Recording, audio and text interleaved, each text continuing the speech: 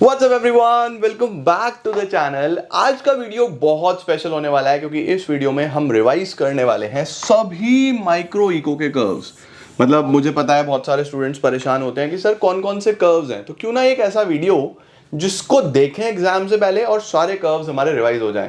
But before that I want कि आप copy pen लेके आओ ताकि आप साथ साथ बनाओ और चेक कर पाओ कि आपको चीजें याद आ रही हैं या नहीं आ रही हैं। तो चलिए इस इंटरेस्टिंग वीडियो को शुरू करते हैं और सारे कर्व्स मैं आपको रिवाइज करा दूंगा इसी पर्टिकुलर वीडियो के अंदर वन शॉट।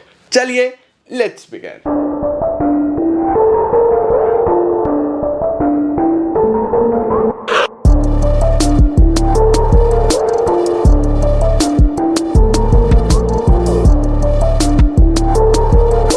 अब बिफोर स्टार्टिंग दिस वीडियो आप लोगों को एक काम करना है छोटा सा। वो क्या करना है, इस वीडियो को लाइक कर देना है सो दैट मुझे मोटिवेशन मिल पाए और हम बहुत सारा कंटेंट आप लोगों के लिए और बना पाए। और 12th में भी तो बहुत कुछ करना है हमें। और वीडियो को शेयर कर देना सभी स्टूडेंट्स तक जिनका एग्जाम नहीं हुआ, ताकि वो देखें और कुछ हेल्प हो पाए। Let's start. शुरू करते हैं हम लोग चैप्टर 1 के साथ, इंट्रोडक्शन। और इंट्रोडक्शन में आपके पास एक ही कर्व आता है जो आपको आना चाहिए, वो है पीपीसी। ठीक है, what is PPC sir? Production possibility curve. Curve किस तरीके का बनता है? कर्व हमारे पास बनता है इस तरीके का। ठीक है, इस तरीके का कर्व बन जाता है। इसको हम कॉनकेव शेप्ड कर्व बोलते हैं। और ये क्यों होता है कॉनकेव शेप्ड? कॉनकेव शेप्ड होता है because of increasing marginal opportunity cost या मार्जिनल रेट ऑफ सब्सटीट्यूशन। यहाँ पे हमने गुड x लिया होता है, यहाँ पे हमने गुड y लिया होता है। ये x axis origin, y axis ये हमारा पीपीसी होता है। ठीक है सर, क्या पीपीसी कॉन्वेक्स भी हो सकता है? कॉन्वेक्स इस तरीके का होता है। कॉन्वेक्स कब होता है? जब डिमिनिशिंग, अगर आपका जो मार्जिनल अपॉर्चुनिटी कॉस्ट है वो डिमिनिशिंग आ जाए, तो ये आपको पता होना चाहिए। ठीक है, ओके सर, क्या पीपीसी स्ट्रेट लाइन भी हो सकता है? अगर एमओसी आपका कांस्टेंट आ जाए तो पीपीसी ऐसा बन जाएगा।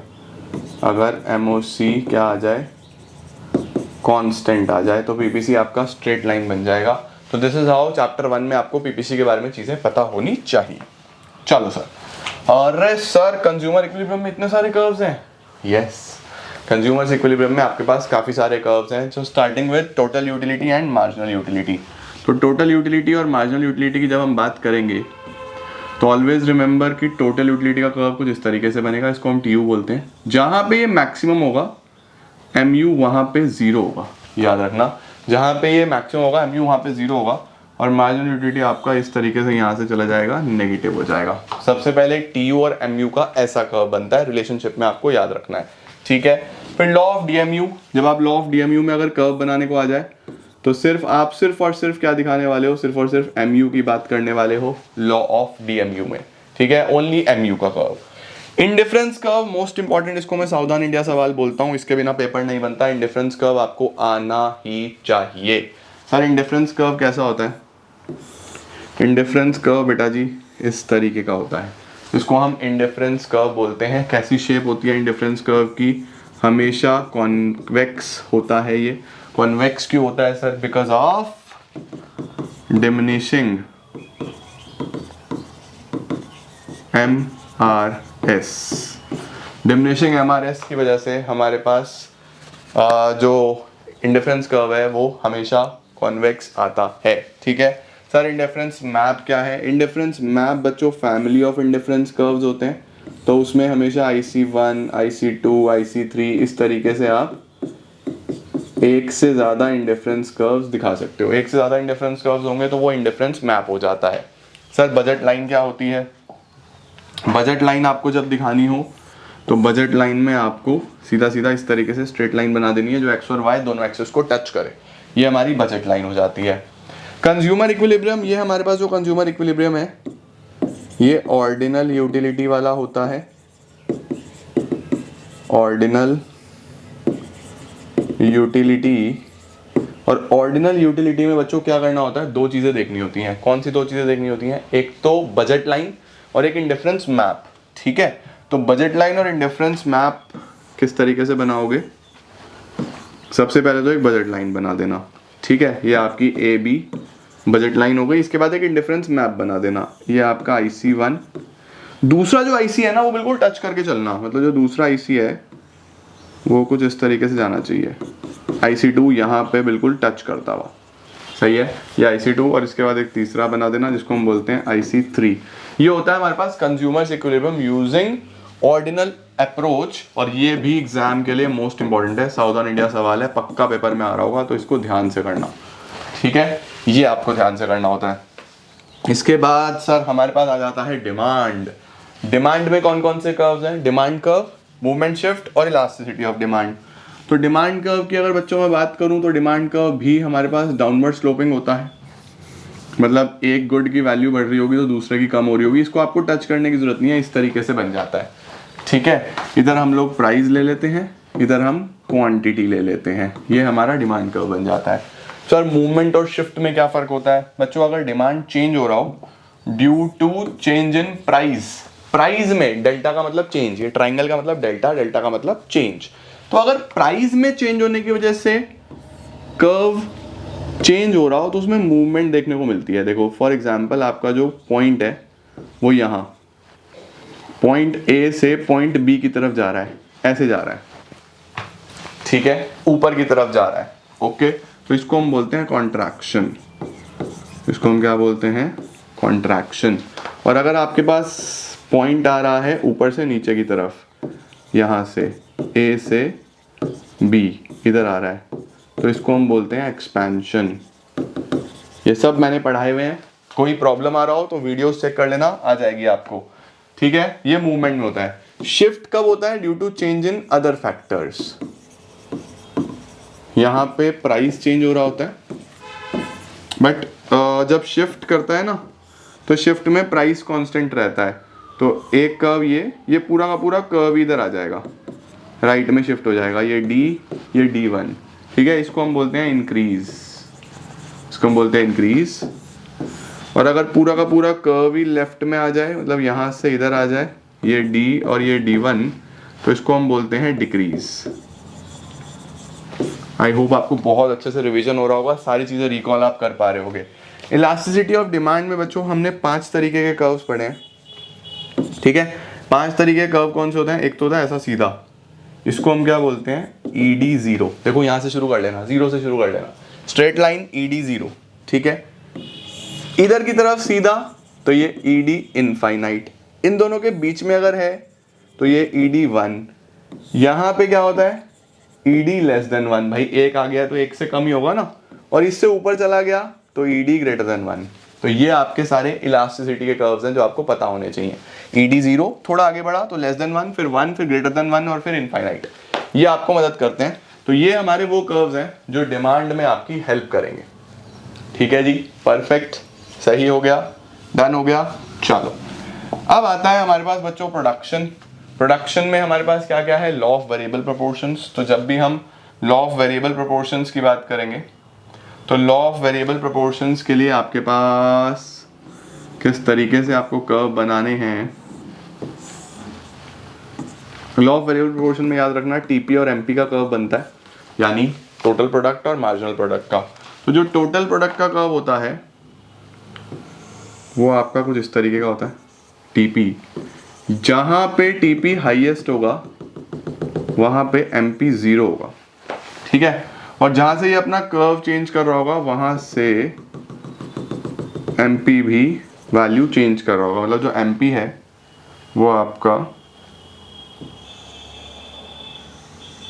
इस तरीके से जाएगा, तो ये एमपी हो गया, ठीक है, और वो आपका टीपी हो गया। तो याद रखना कि यहाँ पे देखो एमपी गिरने लगेगा तो इसका भी कर्वेचर जो है ना वो चेंज हो जाता है, और ये मैक्सिमम तो ये 0, ये टीपी और एमपी के आपको कर्व्स बना के आने हैं, ये बिल्कुल भी गलत मत करके आना, ऑलराइट। फिर टीपी एमपी की रिलेशनशिप होती है, तो यही सेम कर्व टीपी एमपी की रिलेशनशिप में हम लोग बना के दिखाते हैं, ओके। एपी एमपी की बात करें तो एपी एमपी का कर्व थोड़ा सा चेंज हो जाता है। एपी एमपी का कर्व कैसा होता है? हमारे पास ये तो आपने बना दिया एमपी, ठीक है। एपी जो होता है वो कुछ इस तरीके से, ये एपी, ये आपका एवरेज प्रोडक्ट बन जाता है, ये मार्जिनल प्रोडक्ट बन जाता है, सही है। और ये आपका हाईएस्ट होता है, ये इसको इसके हाईएस्ट पे कट करेगा, याद रखना। एपीएमपी का ऐसा कर्व बनता है। तो एपीएमपी टीपीएमपी सेम, और लॉ ऑफ वेरिएबल प्रोपोर्शन में भी यही टीपीएमपी का कर्व हमें दिखाना होता है। डन। चलो now let's move to cost. Cost में बच्चे पहले टोटल कॉस्ट की अगर हम बात करें तो आपके पास ये होता है total fix cost. Total variable cost की बात करें तो वो यहां से चला जाता है, this is total variable cost. और टोटल कॉस्ट की बात करें तो वो जीरो से नहीं शुरू होता, वो थोड़ा यहां से शुरू होता है, इसको हम टोटल कॉस्ट बोलते हैं। ये जो दोनों कर्व्स हैं ये इनवर्स एस शेप्ड है, और टोटल फिक्स कॉस्ट एक horizontal straight line parallel to X axis है। ठीक है, फिर आप अगर इनका जो रिलेशनशिप कंबाइंड आता है वो कैसा बनेगा, ये आपका total fix cost, this is total variable cost, और इसके बिल्कुल parallel this is total cost. ठीक है, बस याद रखना कौन सा जीरो से शुरू हो रहा है, कौन सा ऊपर से शुरू हो रहा है, राइट। अब एवरेज की तरफ चलते हैं। एवरेज फिक्स कॉस्ट कैसा होता है सर?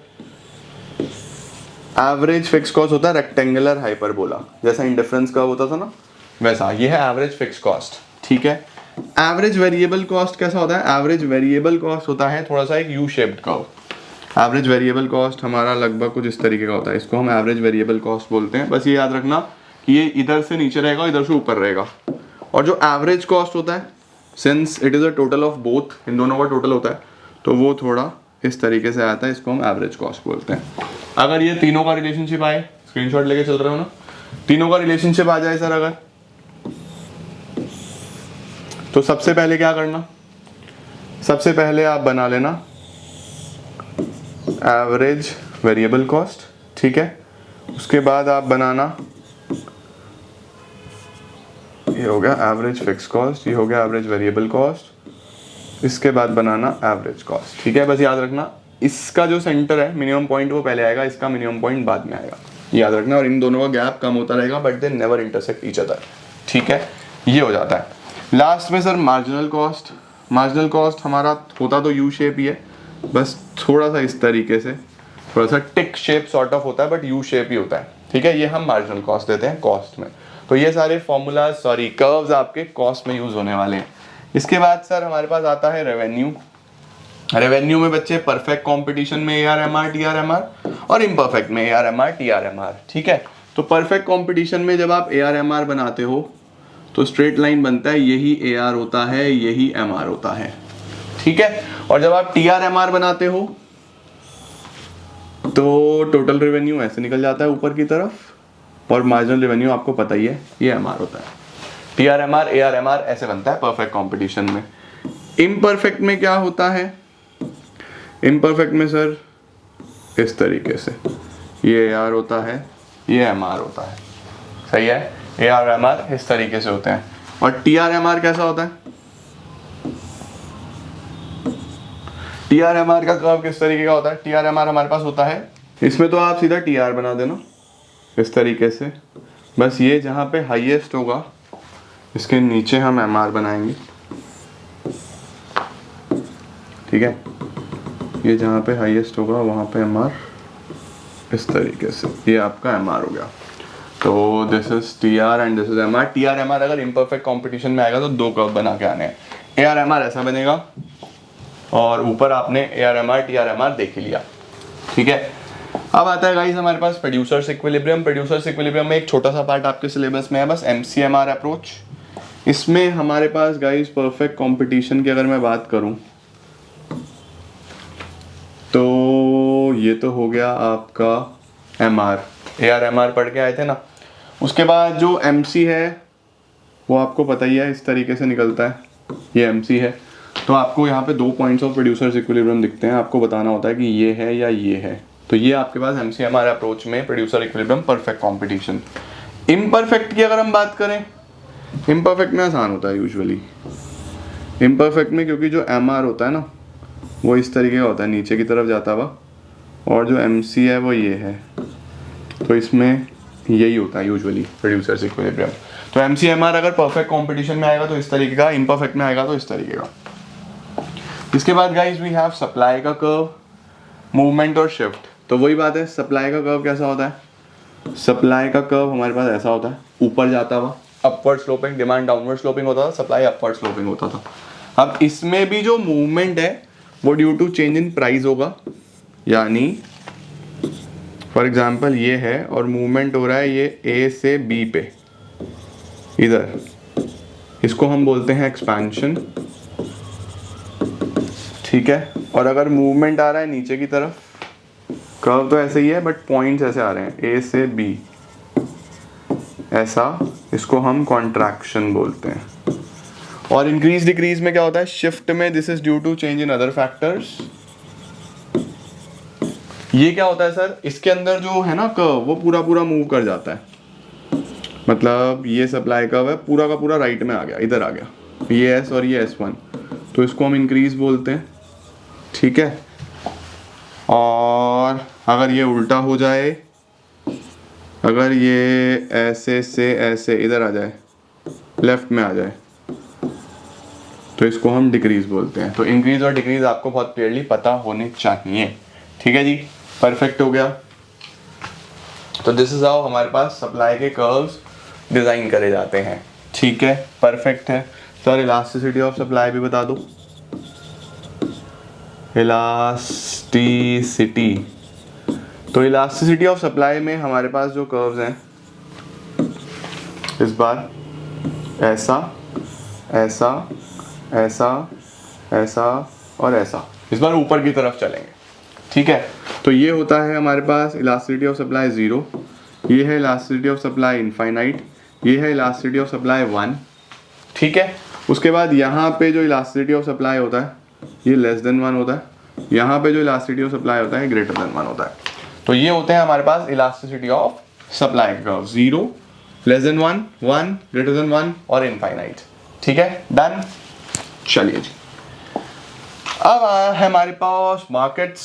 मार्केट में परफेक्ट कंपटीशन का डिमांड कर्व बनाना होता है। तो परफेक्ट कंपटीशन का हम जब डिमांड कर्व बनाएंगे बच्चों, तो वहाँ पे आपको 2 कर्व्स बनाने होंगे, डिमांड कर्व, सप्लाई कर्व, जहाँ पे इंटरसेक्ट करेगा इसके सामने आपको प्राइस लेना है और यहीं से आपको एक डॉटेड लाइन लेके जानी है और ये कर्व आपको परफेक्ट कंपटीशन का बना देना है, ठीक है। परफेक्ट कंपटीशन का इस तरीके का कर्व बन जाता है। ये मोस्ट इंपॉर्टेंट है, excess demand, excess supply, price selling, price floor, इनके बिना पेपर नहीं बनता, तो बहुत अच्छे से करके जाना। एक्सेस डिमांड से पहले मार्केट इक्विलिब्रियम पता होना चाहिए। तो अगर मार्केट इक्विलिब्रियम आ जाए तो समझ जाना ये डिमांड, ये सप्लाई, जहाँ पे इंटरसेक्ट करेगा इसको हम इक्विलिब्रियम बोलने वाले हैं। इसके सामने जो प्राइस होगा इक्विलिब्रियम प्राइस, इसके नीचे जो क्वांटिटी होगी इक्विलिब्रियम क्वांटिटी, ठीक है। अब एक्सेस डिमांड अगर दिखाना है, यानी कि डिमांड ग्रेटर देन सप्लाई, तो प्राइस को कम कर देना। जब आप प्राइस को कम करोगे तो ये आपका सप्लाई कम हो गया और आपका डिमांड बढ़ गया। तो ये वाला जो पूरा एरिया है इसी को हम एक्सेस डिमांड बोलते हैं। और यहाँ पे 2 एरो इस तरीके से ऊपर की तरफ लगा के आना, ये आपका एक्सेस डिमांड का कर्व होता है, ठीक है। एक्सेस सप्लाई का कर्व इससे just reverse, demand, supply, equilibrium, equilibrium price, equilibrium quantity. Excess supply में क्या होता है, सप्लाई ग्रेटर देन डिमांड होता है, सप्लाई ज़्यादा होता है तो आपको प्राइस बढ़ाना है, यहाँ ले आना P1। अब यहाँ से क्या होगा, आपके पास ये आ जाएगा Q1, ये आ जाएगा Q2। ये वाला जो पूरा रीजन है इसको हम एक्सेस सप्लाई बोलते हैं और इस बार ये ऐसे नीचे की तरफ होता है, ये एक्सेस सप्लाई का कर्व होता है। मैंने सभी कर्व्स पूरे डिटेल में चैप्टर्स में पढ़ाए हैं, इनकेस कोई कंफ्यूजन है तो चैप्टर में जाके चेक कर लेना, ठीक है बच्चों। प्राइस सीलिंग, प्राइस फ्लोर में क्या होता है, प्राइस सीलिंग, प्राइस फ्लोर के भी सेम कर्व्स बनते हैं, ठीक है। प्राइस सीलिंग हम लोग किसको बोलते हैं, मैक्सिमम प्राइस सीलिंग को। तो मैक्सिमम प्राइस सीलिंग जो होती है वो होती है कि एक प्रोड्यूसर कितना मैक्सिमम प्राइस चार्ज कर सकता है बायर से। तो उसका कर्व यही वाला बनता है सेम, मतलब कि जो प्राइस सीलिंग है, प्राइस सीलिंग का भी यही वाला कर्व बनता है और जो प्राइस फ्लोर है, प्राइस फ्लोर का भी ये वाला कर्व बनता है। तो याद रखना कर्व सेम होने वाले हैं प्राइस सीलिंग और प्राइस फ्लोर में। उसके बाद there are multiple curves in this chapter, जिसका मैंने पूरा का पूरा एक सेपरेट वीडियो बनाया है कि डिमांड बढ़ा तो क्या होगा, सप्लाई बढ़ा तो क्या होगा, स्पेशल केसेस, वो भी आपको एक बार चेक करना है सो दैट आपके सारे कर्व्स माइक्रो के हो जाएं कंप्लीट और बस सॉर्टेड है। यही सारी चीज़ें हमारे पास होती हैं माइक्रो में। पूरा का पूरा माइक्रो का मैंने आपको रिवीजन कराया। मुझे उम्मीद है आपको कर्व्स में काफ़ी कंफ्यूजन होगा, but this video will help you. Exam से पहले देखो सारा सॉर्टेड हो जाएगा। आफ्टर दिस अगर आपको कोई और प्रॉब्लम आ रहा है, एक मैंने स्टैटिस्टिक्स का फॉर्मूलाज वाला वीडियो भी अपलोड करा है, होप आपने देख लिया होगा। और कोई प्रॉब्लम आ रहा है just let me know in comment section कि ऐसी कौन सी चीज़ है जो तुम्हें चाहिए कि एग्जाम से पहले हमारे पास हो और हम उससे रिवाइज कर पाएं। मैं मिलता हूं आपको नेक्स्ट वीडियोस में। टिल देन अच्छे से पढ़ते रहो। All the very best, keep growing and keep glowing.